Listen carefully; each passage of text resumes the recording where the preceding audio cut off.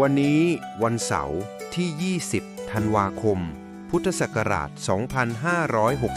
2568 ขึ้น1 ค่ำเดือนยี่ปีมะเสงในปฏิทินจันทรคติครับให้เสียงบทสวดนี้ปลุกความดีงามในใจเราทุกคนครับพร้อมแล้วเชิญสวดทำวัดเช้าร่วมกันครับ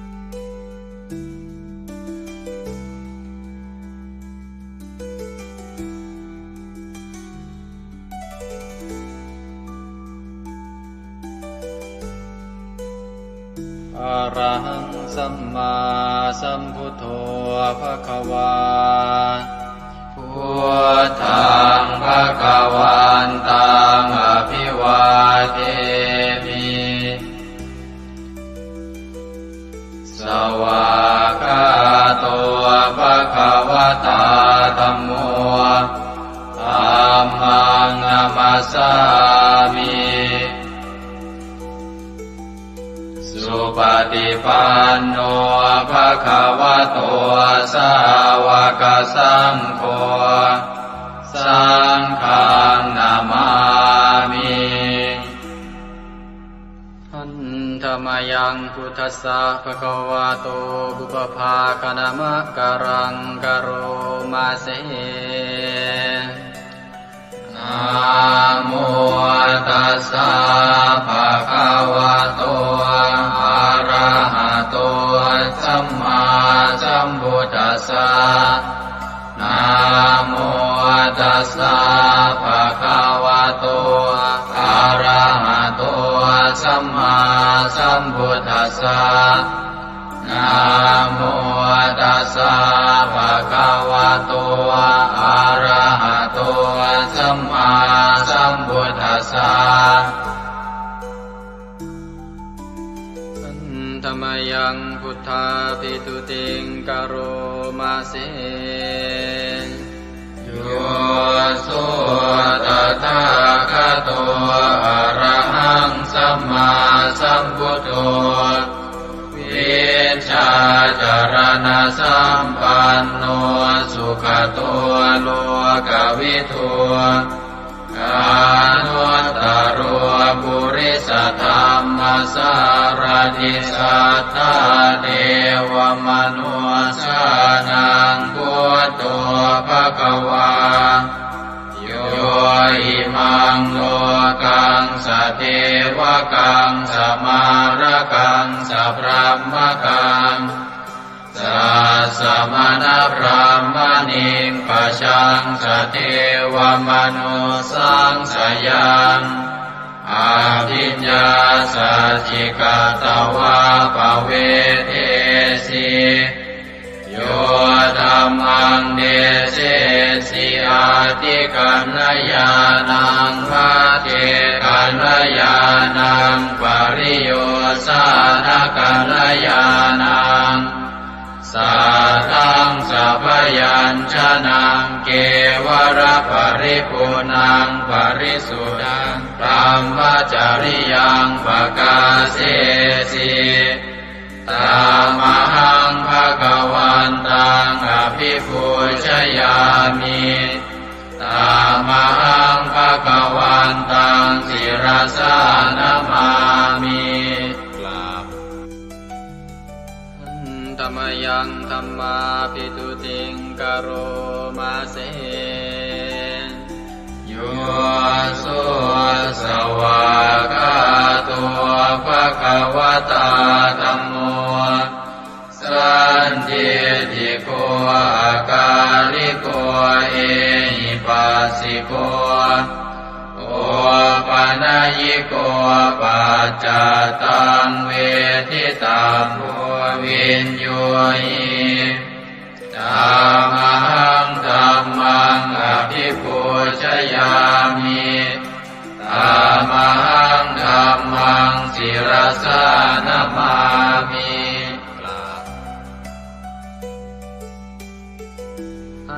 ธรรมยังสังฆาภิตุติงกโร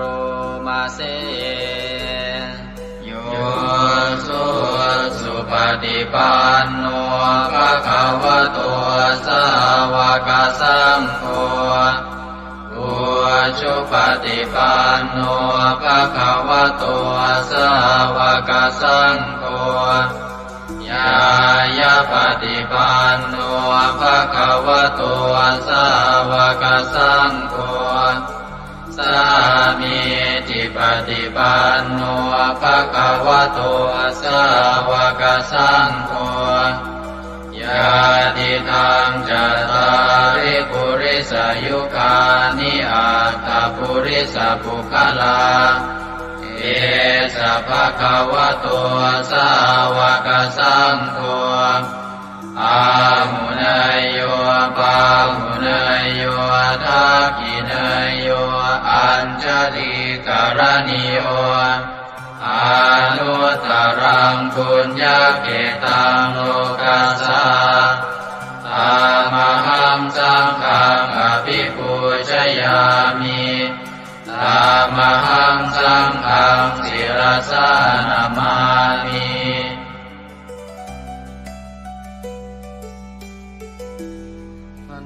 ธรรมยังรัตนัตยาปนามคาทายโยเจวะสังเวคาปริจิตนาปาทัญจะปนามาสิ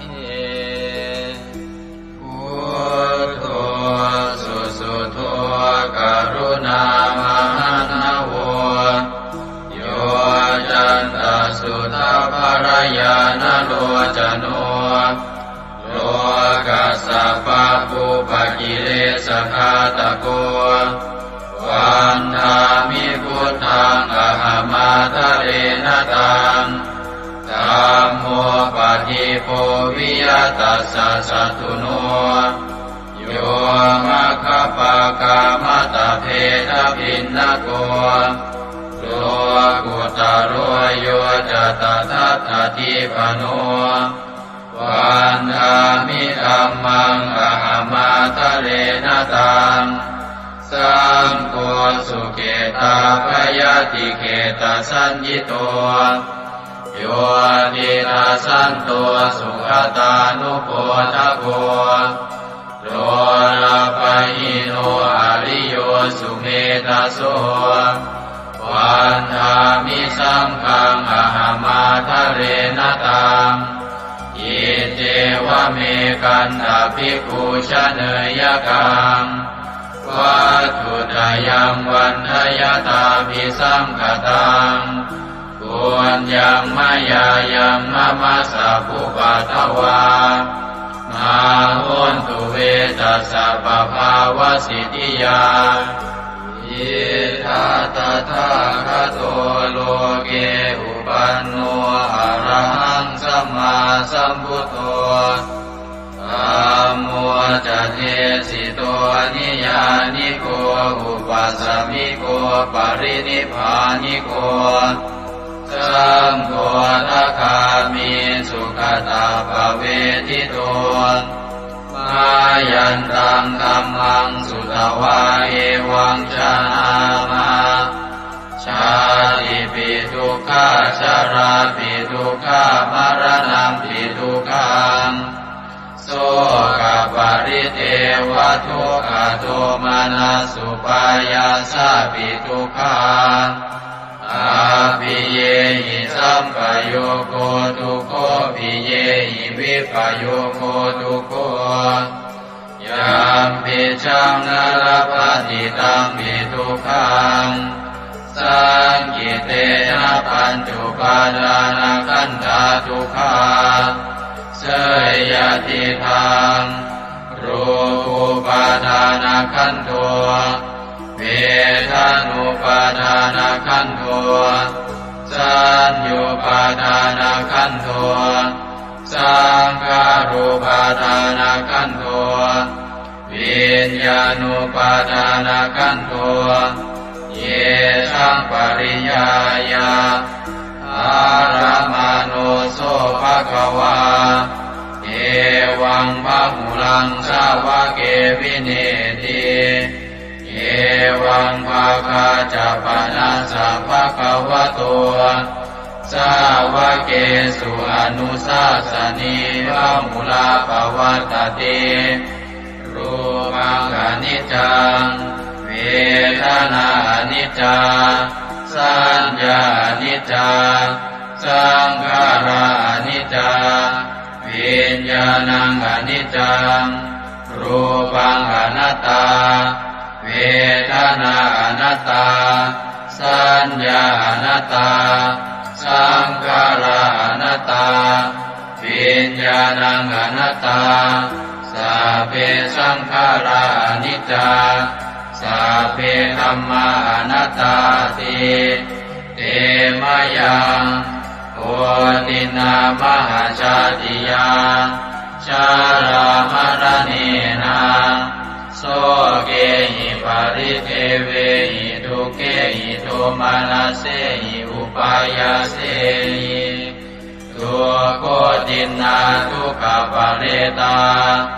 กาเภวนามิมัสสะเกวรัสสะทุกขคันทัสสะอันตกิริยาปัญญาเยธาติจิระปรินิพพุตัมปิตังภคะวันตังสรณังคตาธัมมันจะภิกขุสังฆัญจาตัสสะภะคะวะโต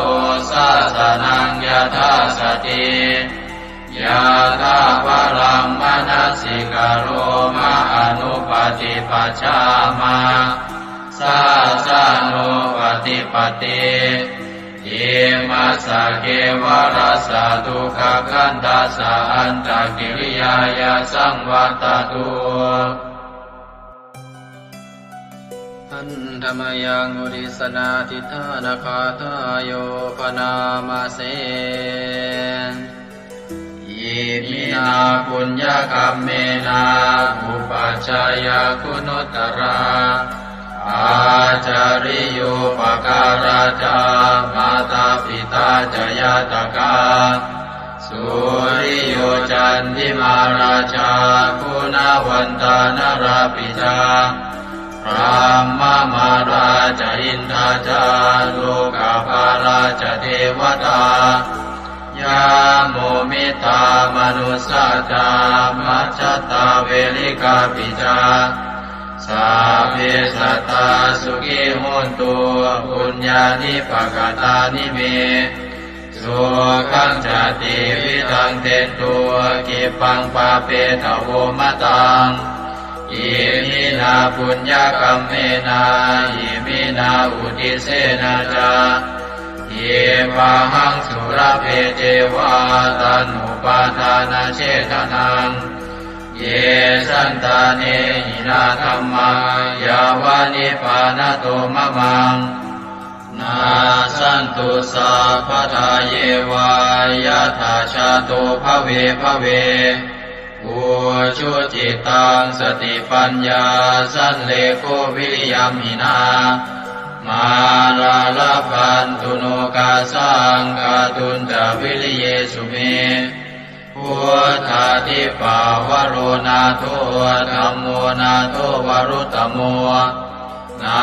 โทปัจเจกพุทโธจาสังโฆนาโทตโรมะมังเอโสตมานุภาเวนะมาโลกาสังลาพันตุมายาเทวตาสันทิวิหารวาสินีทุเปกะเรโวทิกะเรตาหิงตาหิง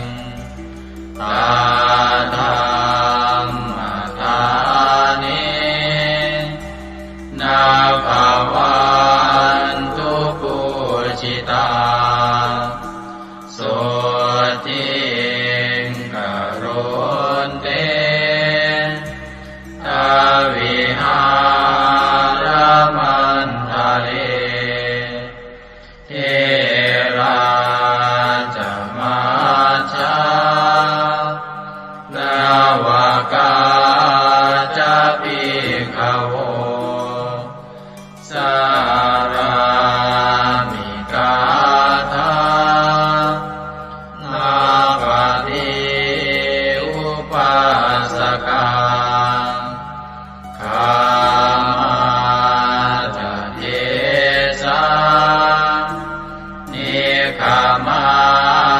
จาอิสราสัพพานาภูตาสุขิตาภวันตุเตชาลาภูชาเยปิจาอันตสัมภวาสังเสนะชาตาอาตาโภปปาติกานิยานิกังตัมมาวารังปฏิจจเตสัพเพปิทุกขาสักการนตุสังขยังทาตุจิรังสตังธัมโมธัมมัทธาราจะปุคลาสังโฆโมตุสมาโควาอัตตายะจาหิตายะจาอาเมรังคตุสัทธัมโมสัพเพปิธัมมาจาริโนพุทธิงสัมปาปุเนยยามะธัมเมอริยภเวทิเตสัพเพสัตตาสัทธาโหนตุอาเวราสุขชีวิโนขอให้สัตว์ทั้งหลายจงเป็นผู้ไม่มีเวรต่อกันและกันจงเป็นผู้ดำรงชีพอยู่เป็นสุขทุกเมื่อเถิดกาตังปุญญังพลังไมหังสัพเพภาคีภวันตุเตขอให้สัตว์ทั้งสิ้นนั้นจงเป็นผู้มีส่วนได้เสวยผลบุญการที่ข้าพเจ้าได้บำเพ็ญแล้วนั้นเถิด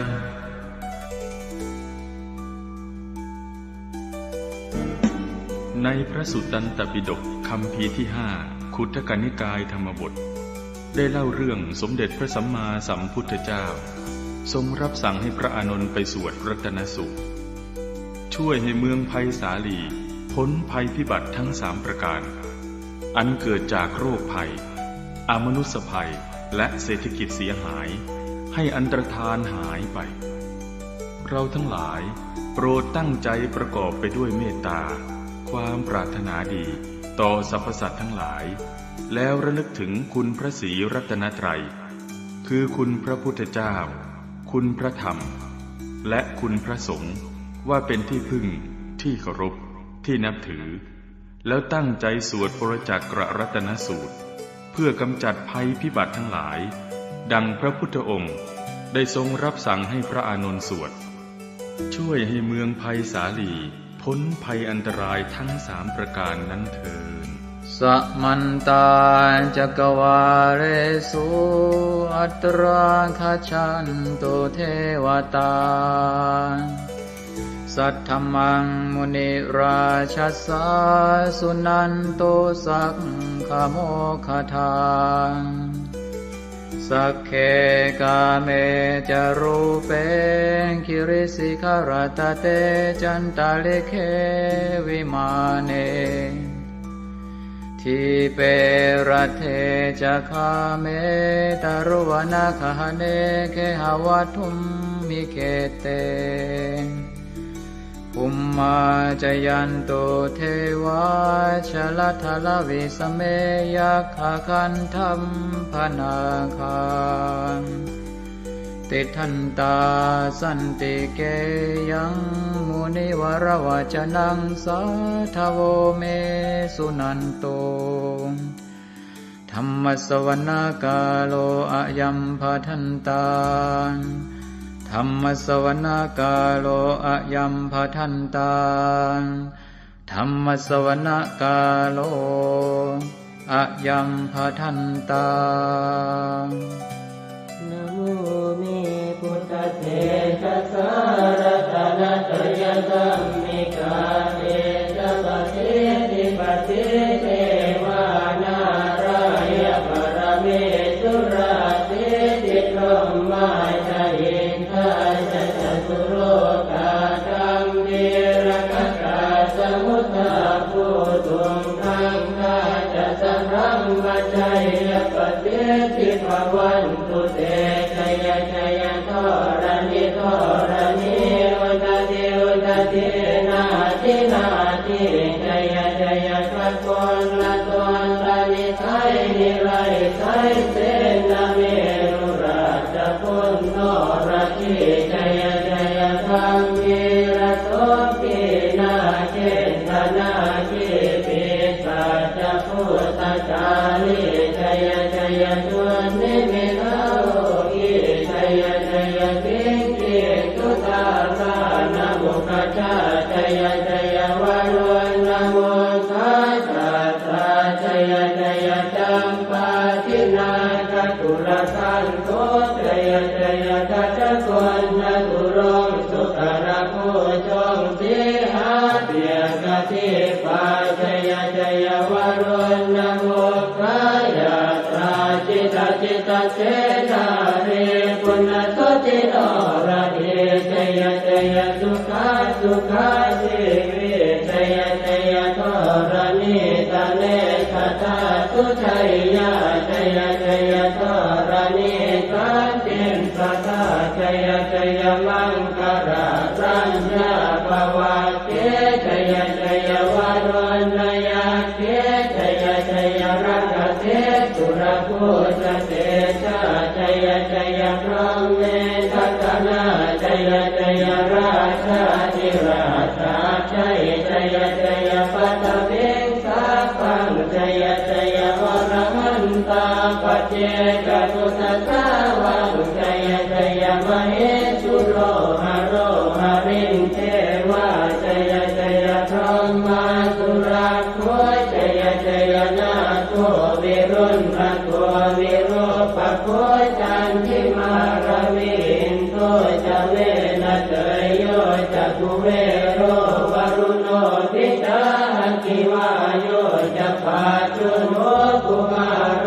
สัตระตะโกอัตระตมหาเทวาทิติตาปัสสะ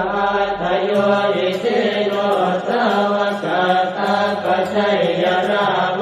ปวันตุเตเดยธรรมโมจะสังโฆจะสัสสะปาโลจะชัยยะทังเอเตนะชัยยะเตเตนะชัยยะโสติปวันตุเตเตนะพุทธเตเตนะโหตุเตชัยมังคารังชโยติพุทธสัจจิริมโตอายัมมารัตจตาติมโตปราชโยโคสยัมโมติมันเดปโมติตาชัยยะตถาพรหมกนามเหสิโรชโยปิพุทธสัจจิริมโตอายัมมารัตจปาติมโตปราชโยโคสยัมโมติมันเดปโมติตาชัยยะตถาอินทกนามเหสิโรชโยปิพุทธสัจจิริมโตอายัมมารัตจปาติมโตปราชโยโคสยัมโมติมันเดปโมติตาชัยยะตถาเทวตนามเหสิโรชโยปิพุทธสัจจิริมโตอายัมมารัตจปาติมโตปราชโยโคสยัมโมติมันเดปโมติตาชัยยะตถาสุปันนครามเหสิโรชโยปิพุทธสัจจิริมโตอายัมมา รัตจักปาติมาโตปราชโยอุโกชยัมโมติมันเทปโมติตาชัยยะทานากัคณามเหติโนตโยภิพุทธะเทมาโตอายังมารัตจักปาติมาโตปราชโยอุโกชยัมโมติมันเทปโมติตาชัยยะทาสัพพะมะคะนามเหติโนตยัมโตโพธิยาโมเรสักยานังนันติวัตตโนเอวังตวังวิจโยโห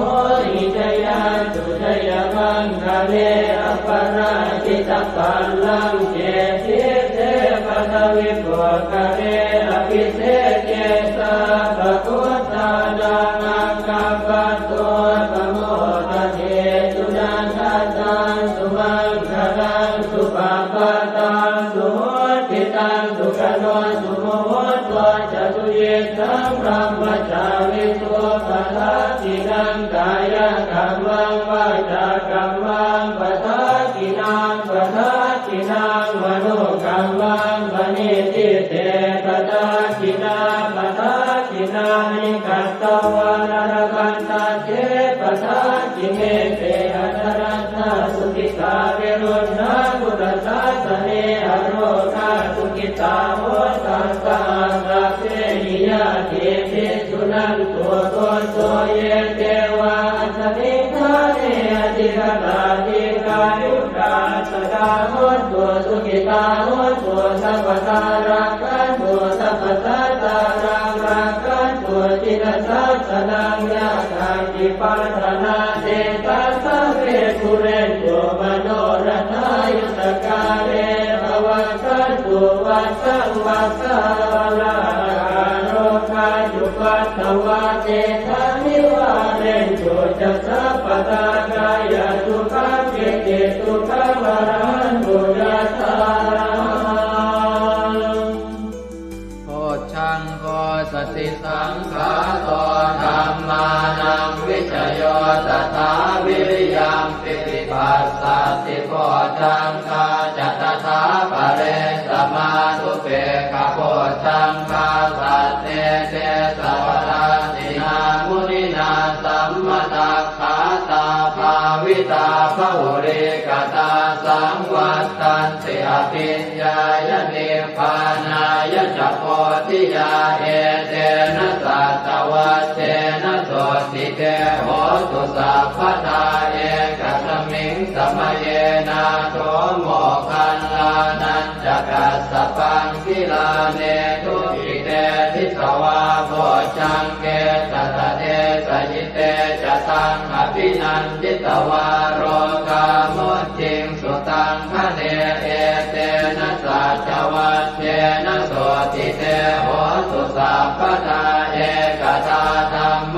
ราชาปิเกลันเยนาภิปิริโตจนทันเจเรนะตันเยวะปนาเปตวานัสสาธรังสัมโมทิตวาจา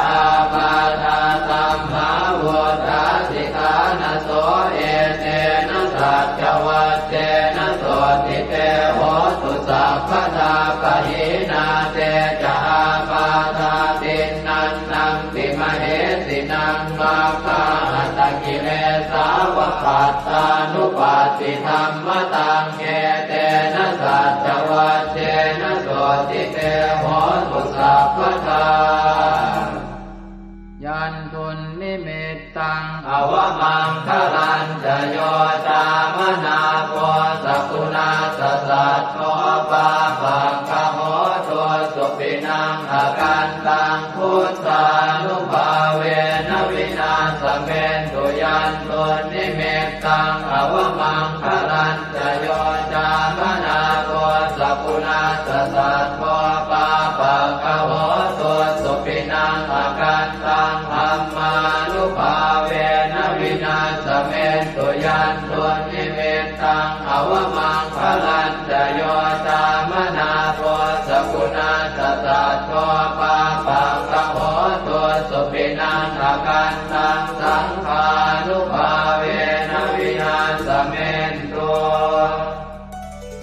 สิกุลหิสวิสโย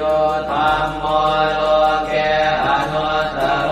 สัพพสัตตอิทัฏฐายตังภวังคันหาอิเทวเตปริวัชเชราชทันเทอมนุสเสหิภาวะเกปยาเกนาเกวิเศษโมเตอาการมรเนนวาสัพพสมามรณามุตโตตเปตวากาลมาริตันตัสเสวะอานุภาเวนะโหสุเทวสุขิสตาสุตสีลังสมาทายธัมมังสุจริตังจเรตัสเสวะอานุภาเวนะโหสุเทวสุขิสตาเลกิตังติติตังโพ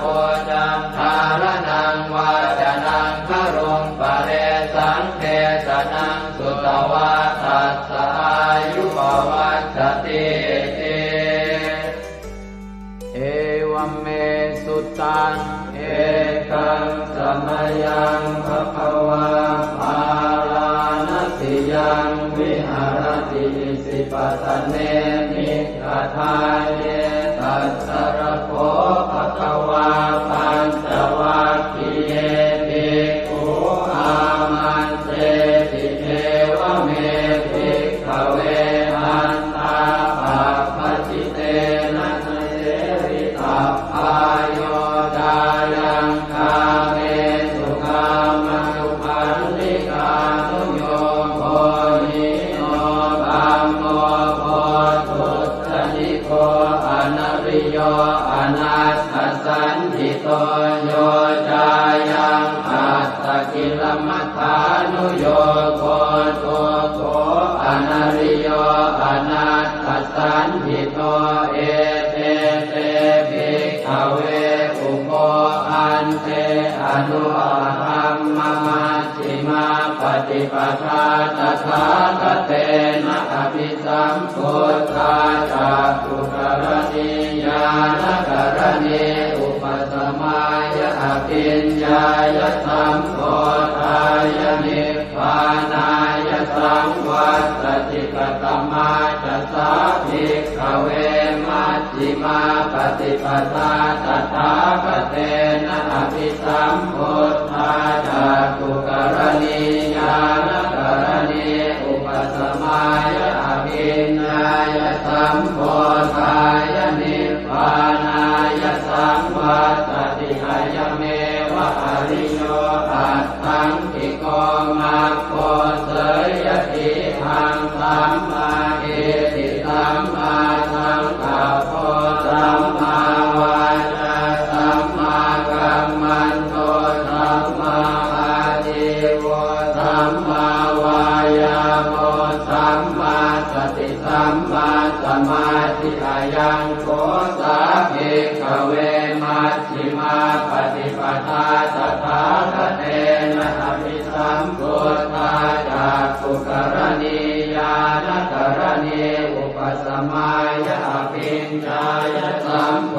ธายะนิพพานายะสังวัตติทังโสปนภิกขเวทุกขังอริยสัจจังชาติปิทุกขาจราปิทุกขามรณะปิทุกขังโสตปริเทวทุกขโทมนัสสุปายาสาปิทุกขาอัปปิเยหิสัมปโยโก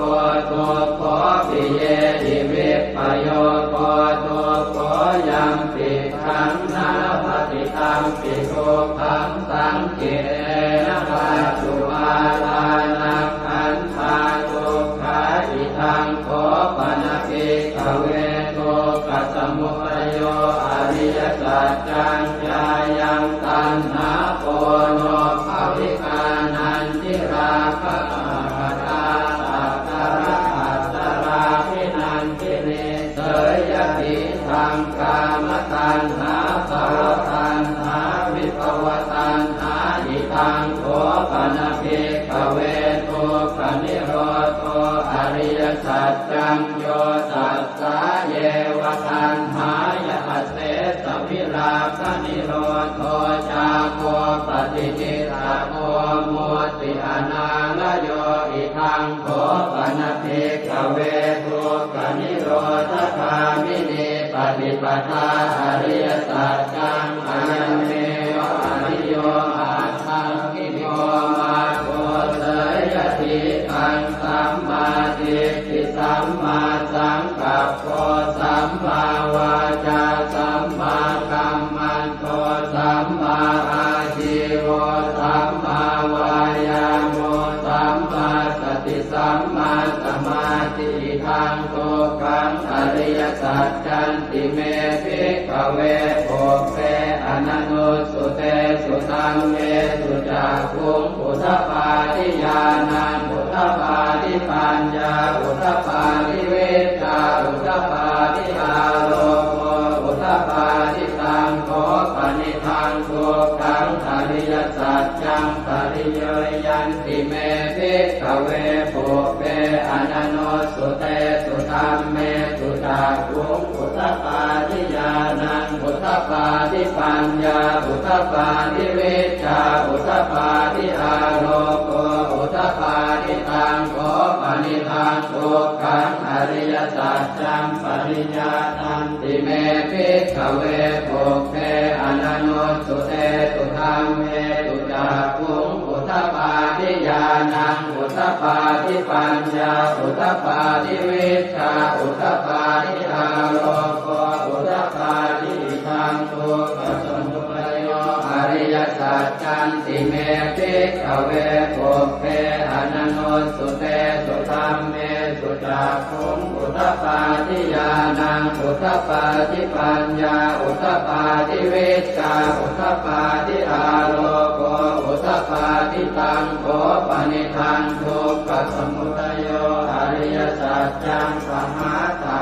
ทิเมภิกขเวโภเปอนันโนสุเตสุธัมเมสุจักขุงอุทปาทิญาณังอุทปาทิปัญญาอุทปาทิเวชาอุทปาทิอาโลโกอุทปาทิตังโขปนิทังทุกขสมุทัยโยอริยสัจจังปณินันติเมภิกขเวโภเปอนันโนสุเตสุธัมเมสุจักขุงอุทปาทิญาณังอุทปาทิปัญญาอุทปาทิเวชาอุทปาทิอาโลโกอุทปาทิทังทุกขนิโรโธอริยสัจจันติเมภิกขเวโภเปอนันโนสุเตสุธัมเมสุจักขุงอุทปาทิญาณังอุทปาทิปัญญาอุทปาทิเวชาอุทปาทิอาโลโกอุทปาทิตังโขปนิทังทุกข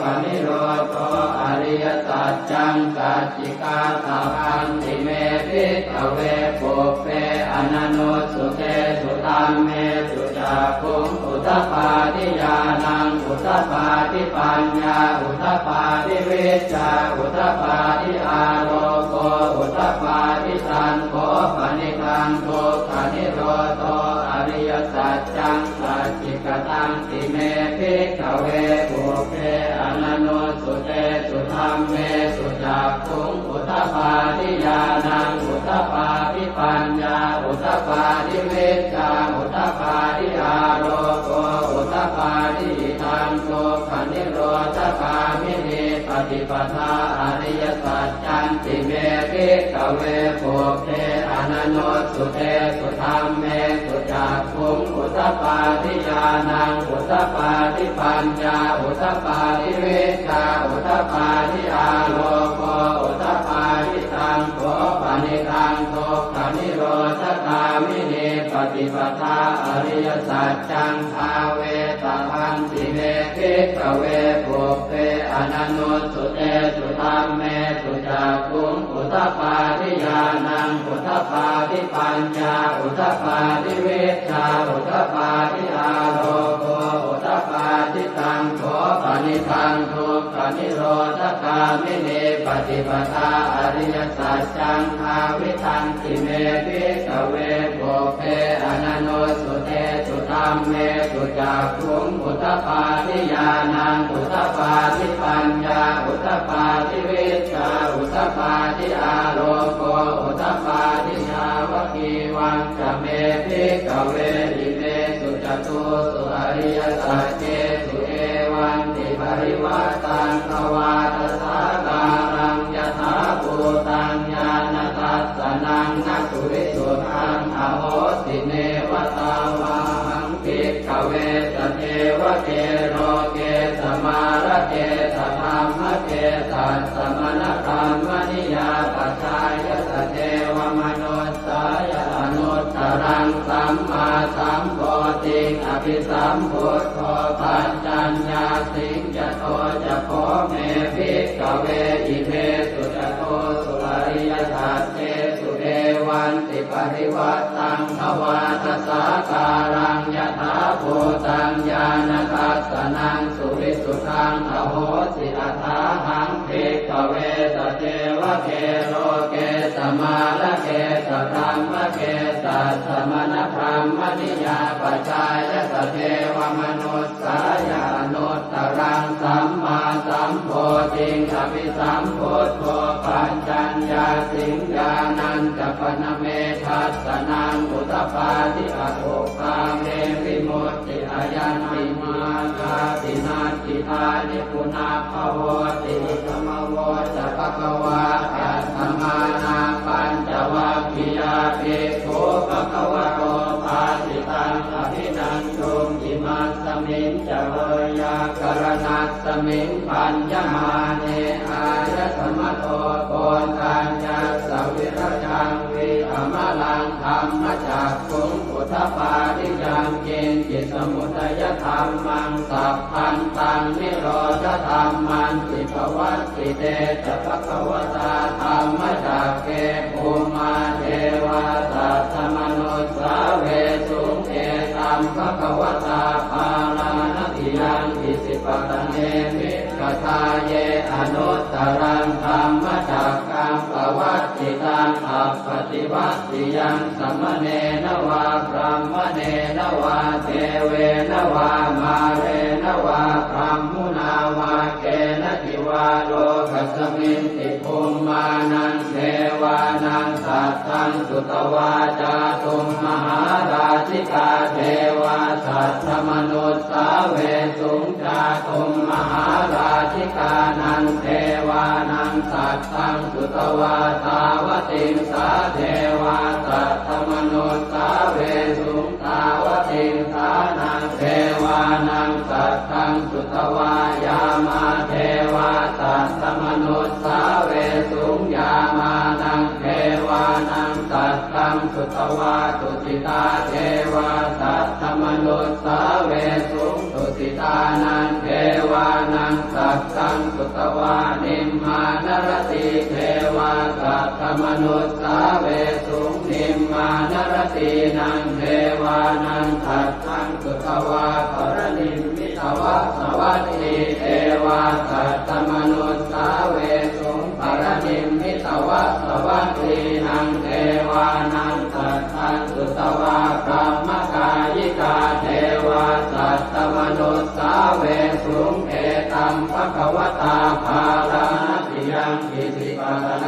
มิกทาเยอนุตตรังธรรมจักขังภวัตติตังอัปปติวัตติยังสัมมเนนวาพรหมเนนวาเทเวนวามาเรนวาพรหมุนาวาเกณทิวาโลกัสมินติอิติหะเตนะคะเนนะเตนะโมโหเตนะยาวะพรหมโลกาสัตโตอโภคันติอายัญจะทัสสะหันติโลกธาตุสังกัปปิสัมปะกัปปิสัมภเวทิอัปปมาโนจะโอราโลโอปาโสโลเกปาสุลโหสิอติกัมเมวะเกวานังเกวานุภาวังอัตถโขภควาอุทานังอุทาเนติอัญญาสิวัตโพโกนทัญโยอัญญาสิวัตโพโกนทัญโยติติทังอายสมโตโกนทัญญาสอัญญา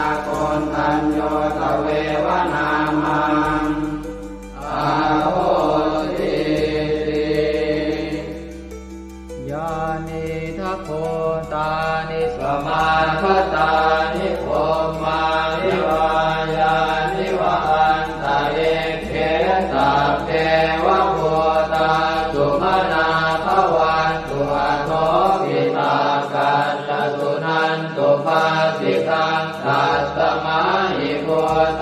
นิสาเวทัสสะเตเมตังกโรธรรมานุสติยาปัจจายติวาจารัตโตจารันติเยวะเลกัสสมาหิเม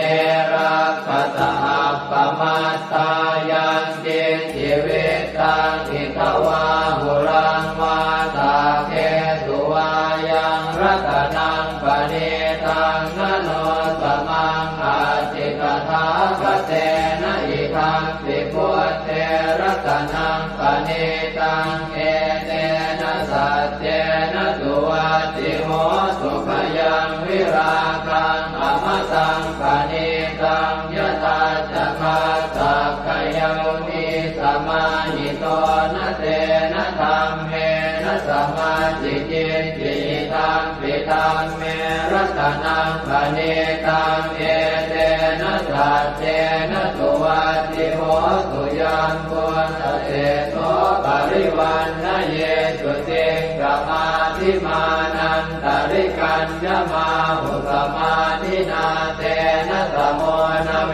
สติธัมปิธัมเมรัตนังปณิตังเอเตนะสัจเจนะสุวัตติโหสุเยปุคลาอัตถสัตตังปัสสัทธาจัตตาริเอตานิยุคานิโหติเตนะกินายาสุขตาสัสสาวกาเอเตสุตินนานิมหาภลานิอิทัมปิสังเขรัตนังปณิตังเอเตนะสัจเจนะสุวัตติโหสุเยสุปโยตามนัสสาทันเนนะเนกามิโนโคสมัสสะสนังมิเตปฏิปัตตาอมตังวิคัยหนาตามุขานิพุติงโกจมานาทิธัมปิสังเกรัตนังปณิตังเอเตนะสัจเจนะสุวัตติโหสุยตินตะกิโลปัตวิงสิโตติยาจโตปิวาเตติอสัมปะกัมติโยตถุปมังสัพพุริสังวทามิโยอริยสัจจานิอเวจปัสสติธัมปิสังเขรัตนังปณิตังเอเตนะสัจเจนะสุวัตติโหสุเยอริยสัจจานิวิภาวยันติคัมภีรปัญเจนะสุเตสิตานิกิจจาภิเตโหติพุทธปมัตตานะเตภวังอัตถมมาทิยันติธัมปิสังเขรัตนังปณิตังเอเตนะสัจเจนะสุวัตติโหสุสหาวาสทัสสนสัมปทายตยาสุธรรมาชหิตาภวันติสักกาย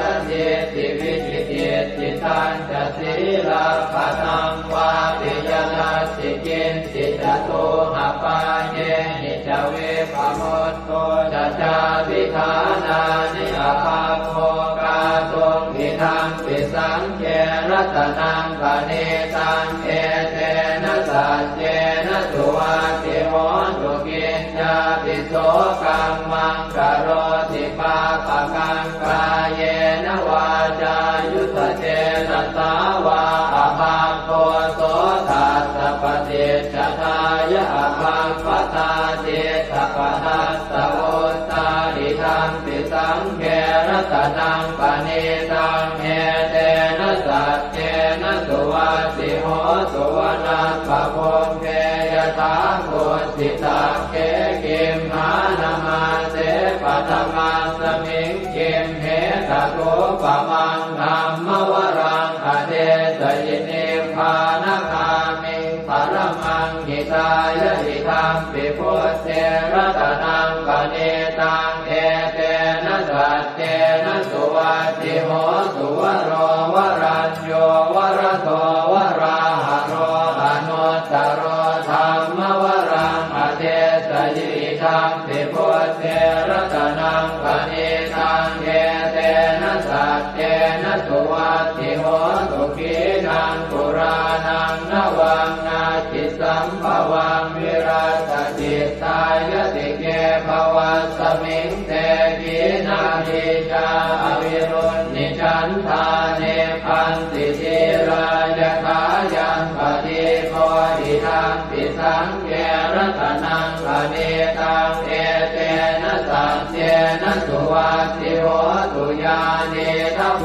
ธานิสมาคตานิพรหมานิวายานิวะอันตะเลเขตตาปตังเทวมนุสสโพธิตังพุทธังนามัสสามสุวัตติโหตุญาณิทัพโพธานิสมาคตานิพรหมานิวายานิวะอันตะเลเขตตาปตังเทวมนุสสโพธิตังธัมมังนามัสสามสุวัตติโหตุญาณิทัพโพธานิสมาคตานิพรหมานิวายานิวะอันตะเลเขตตาปตังเทวมนุสสโพธิตังสังฆังนามัสสามสุวัตติโห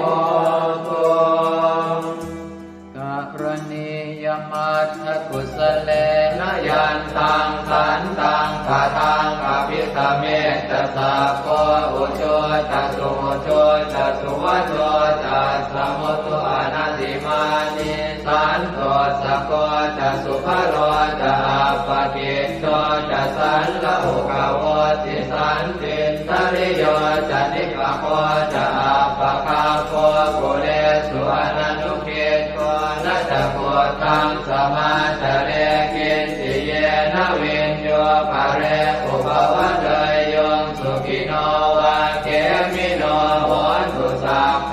สัตตาภวันตุสุขิตาตาเยเกจิปานะโหตาจิตตสาวาทาวราวาอนวเสสาธิกาวาเยมหันตาวามัชฌิมารัสสกาอนุกัตุราเทขาวาเยจะเทขาเยจะโทเรวสันติอวิโทเรภูตาวาสัมภเวติวาตาเพสัตตาภวันตุสุขิตาตานะปโรปรังนิโกเพตนาติมันเยตกาตตินังกินติพยาโรสนาปฏิฆาสัญญาณายมัญญาสะโตขเมเฉยมาตายฐานิยังโพธังอายุสาเอกโพธมนุราเขเอวังติสาภโวเตสุมาณสัมภาวะเยอปริมาณังเวตันตสาภโรกัสมิงมาณสัมภาวะเยอปริมาณังโพธังอโทจติริยัญจะสัมปาทังอเวรังอัสสปาทังเดทันจรังนิสินโนวาสยาโนมายาวตัสสวิคตมิตโตเอตังสติงอธิเสยพัมมะเมตังวิหารังอิทมาหุเดตินจานุปคัมมสีลวาทัสสเนนะสัมปันโนกาเมสุวินัยเกทังนะหิจาตุปัปปะเสยยังกุณเรติเอวังเมสุตังเอกังสมยังภควาสาวาทิยังวิหารติเชตวเนอนาถปินทิกาสอาราเมตัตตระโคภควาภิกขุอามันเตสิภิกขวติปทังเตติเตภิกขุภควโตปัจจัสโสสุงภควาเอตถาวจะพุทธภูปังภิกขเวเทวาสุรสังฆาโมสมุอัมยุนโมอโหสิอัตถโพภิกขเว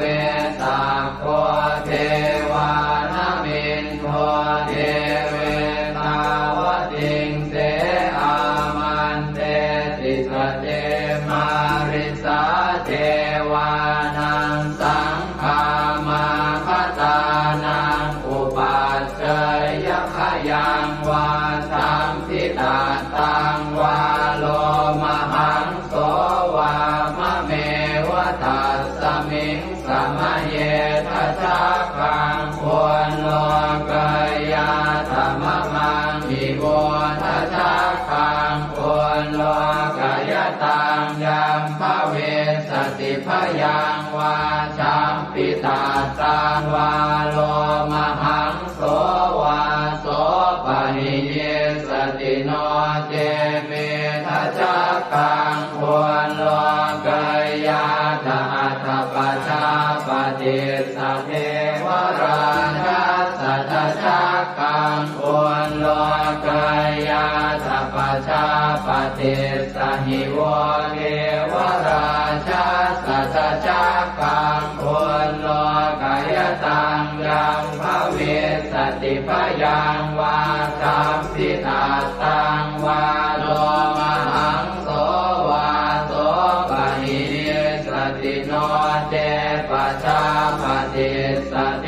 วราชาสัทธะกังควรโล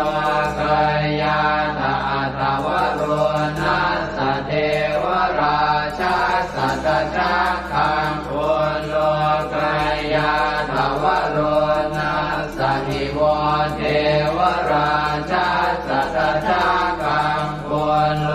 กายตังยัมภเวสติพยังวาชัมปิตาตังวาโลมหังโสวาโสปะหิเยสติโนเจวโรนัสสะเทวราชาสัทธะกังควรโลกายาธาตุอิสานาสะเทวราชาสัทธะกังควรโลกายาธาอิสานาสหิโมเทวราชาสัทธะกังควรโลกายตังยัมภเวสติพยังวาชัมปิตาตังวาโลมหังโสวาโสปะหิเยสติติตังโอปะนาภิกขเวสักกัสสวะเจวะนามินทาสัทธะกังควรโลกายตังปัจจาปฏิสวะเทวราชาสัทธะกังควรโลกายตังวโรนัสสวะเทวราชาสัทธะกังควรโลกายตังอิสานาสวะเทวราชาสัทธะกังควรโลกายตังยัมภเวสติพยังวาชัมปิตาตังวาโลมหังโสวาโสปะหิเยทาปิโนปิปะหิเยหังกิสะเหตุสักโคหิภิกขเวเทวานะเมนโทอเวตาราโมอเวตาโทโสอเวตาโมโหปิรุณาภิอุตตราสิปะลาเยติอาหันจะโพภิกขเวเอวังวะทามิสเจตุมหากังเอกขเวอารัญญปตานังวาโลกขโมลคตานังวาสุญญาภารคตานังวาอุปัชฌยพยังวาชัมปิตาตังวาโลมหังโสวามะเมวตัสสมิงสมะเยอนุสรยาอิติปิโสภะคะวาอะระหังสัมมาสัมพุทโธวิชาจารณะสัมปันโนสุขโตโรภวิโตอนุตตรบุริสธรรมสารพิสัทธาเดวมนุสานังพุทโธภะคะวาติมะมังมิโวภิกขเวอนุสรตังยัมภเวสติพยังวาชัมปิตาตังวาโลมหังโสวาโสปะหิเยสติโนเจมังอนุสรยาธาธรรมังอนุสรยาทัสสวาคาโตภะคะวตาธัม สันติติโกอาการิโกเอหิปัสสิโกโอปนัยโกปัจจตังเวทิตาโกเวนโยหิติธัมมังนิโวภิกขเวอนุสรตังยัมภเวสติพยังวาสัมปิตาตังวาโรมหังโสวาโสปะหิสติโนเตธัมมังอนุสรยาตะตังขังอนุสรยาตสุปฏิปันโนภะคะวะโตสาวกสังโฆพุทธุปฏิปันโนภะคะวะโตสาวกสังโฆญาญาปฏิปันโนภะคะวะโตสาวกสังโฆสามีจิปฏิปันโนภะคะวะโตสาวกสังโฆยะติทานจัตตาริปุริสายุคานิอัตถปุริสปุคลาเอตภะคะวะโตสาวกสังโฆอาหุนายโยปาหุนายโยทักขินายโยอัญชริกรณิโยอนุตตรังปุญญเขตังโลกัสสติสังฆังนิโวภิกขเวอนุสรตังยัมภเวสติพยังวาสัมปิตาตังวาโลมหังโสวาโสปะหิสติตังกิสสะเหตุตถาคตหิภิกขเวอรหังสัมมาสัมพุทโธเวตราโอเวตโตโสเวตโมโหอภิโรอาชัมเทอนุสราเสอปาราเยติธรรมโวจะภาควาอิตังวัตตวานสุภโสยะถาอรังเอตถาวจะสัทธาอรัญเยโรกโมเรวาสุญญาคาเรวะภิกขวะอนุสเรตสัมโพธังพยังตุมหากโนติยาโนเทพุทธังสรยาชโลกเจตังสราสพังอาธรรมังสรยาธนิยานิกังสุเทจิตังโนเจธัมมังสรยาธนิยานิกังสุเทจิตังอัตถสังฆังสรยาธปุญญเขตังอนุสรังเอวังพุทธังสรันตานังธัมมังสังฆังจะภิกขวะพยังวาสัมภิสาตังวาโลมหังโสรหิสติเตเวปัสเสสนมาตุจักขุมาตาสสิเรมโตสิกิสปินามาตุสัพพะโพธานุกัมปิโนเวสะโพธนามาตุนะหาตกาสัตตปัสสิโนนามาตุกะปุสันทัสสมานเสนาปมาทิโนโพนาคมนาสนามาตุพระมนาสวุสีมโตกาสปัสสนามาตุเวปโมตัสสะสัพพะเทอังเกรสัสสนามาตุสักกายโพตัสสะติเรมโตโยอิมังธัมมะมะเทเสสิสัพพะทุกขาปโนทนังเยจาภิเนพุทธาโรเกยถาภูตังวิปัสสิสุงเตชนะอภิสุนามหันตาเวตัสสารธาอิตังเท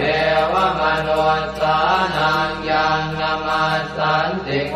ตมังวิชาจารณสัมปันนังมหันตังเวตัสสารทังนะโมเมสัพพะพุทธานังอุปันนานังมเหสินังตันหังกโรมหาวีโรเมทังกโรมหายโสสโร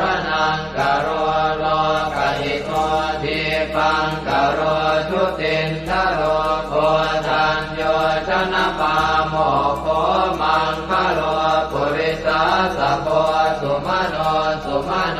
ติโรเรวะโตรติวัตโนโสภิโตคุณสัมปันโนอโนมัสสิชโนตโมปัทุโมโลกปัจโจโตนารโตวรสารถิปัทุโมตโรสัตตสารโรสุเมโตอัปปติโกภโลสุชาโตสัพพโลกาโคปิยทัสสินาราสโมอัตถทัสสิการุณิโกธรรมทัสสิสมโมนุโตเสทัสโตอัสสโมโลเกติโสจวัฏตังวโรกุโสจวรโตพุทโธวิปัสสิจานุปโมสิกิสัพพหิโตสัทธาเวสสุสุขทายโกกัปปุสันโตสัตวาโหโกนาคมโนลนันจโมกัสสโปสิริสัมปันโนโพตโมสักขยมุงขโวเอเตจันเยจะสัมโพธาอเนกสัตตโพธโยสัพเพพุทธาอัสสมาสมาสัพเพพุทธามหิติกาสัพเพทัสสะโลเวนาเวสารัสเตอุปาคตาสัพเพเตปฏิชานันติอาสะพันธานโมตตมังสีหนาทังทันเตเตปริสาสุวิสารตาพรหมจักกังภวัตเตติโลเกอัปปติวัตติยังอุเปกาพุทธธรรมเมหิอัตถารถินายกาภวัตติสลักขโนเปตาสิตยานุปยัญชนะธราพยามาปภายสุปภาสัพเพเตมุนิกุญชลาพุทธาสัพพัญญุโนเอเตสัพเพขีนาสวาทินามหาปมามหาเตจามหาปัญญามหาพลามหาการุณิกาธีราสัพเพสานันตุขาวหาทีปานาสัพพติทาจทานาเลนะจะปานิดังคติพันโทมหัสสะสะสารนาตหิเตสิโนทะเทวกัสสะโรกัสสะสัพเพเอเตปรายนาเตสาหังศิลสาปาเทวันทามิปุริสุทธเมวัตสามนัสสะเจววันทาเมเตตถาคเตสยเนอาสเนธาเนขมเนจาปิสัพพทาสตาสุเขนราคันตุพุทธาสันติกราสุวันเวหิกวังรักขิโตสันโตมุตโตสัพพะเยนะจะสัพพะโลกวินิโมตโตสัพพะสันตาภวัติโตสัพพะเวรมติกันโตนิพุตโตจตุวังภวเตสังสัจเจนะสีเลนะขันติเมตตาภะเลนะจะเตปิตุมเหอนุราคันตุอาโลคเยนะสุเกนะจะปุราติมัสสมิงทิสาภาเกสันติโพตามหิทธิกาเตปิตุมเห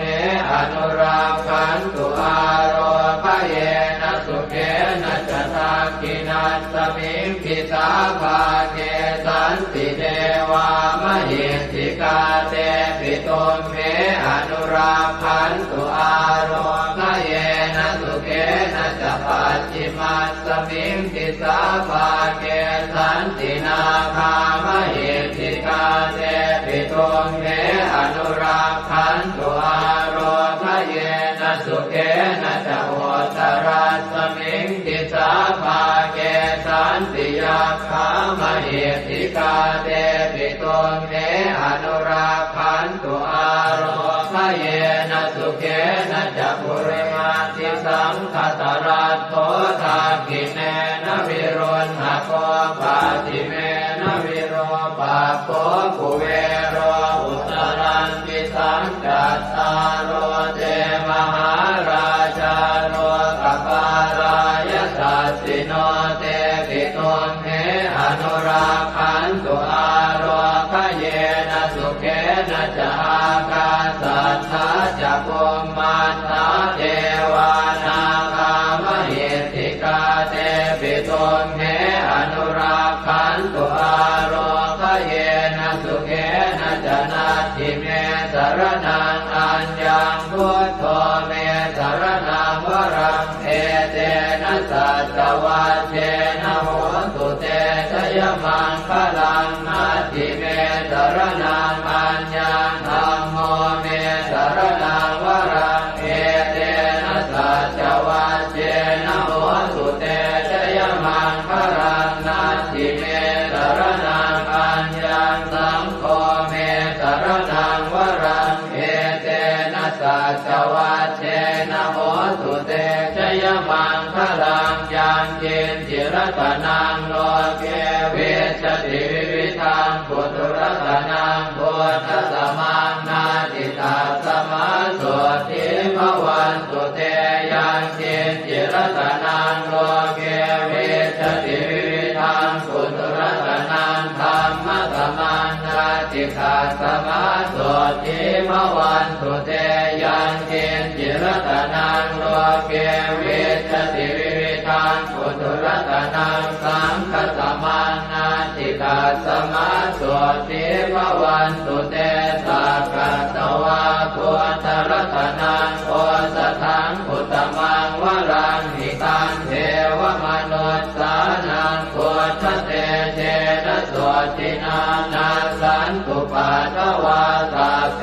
ทุกขาโวปัสสเมตุเตสักกตวาธัมมรัตนังโอสถังอุตมังวรังปริยาโหปัสสมนังธัมมเตเจนะโสตินานาสันตุปัฏฐวาสัพเพ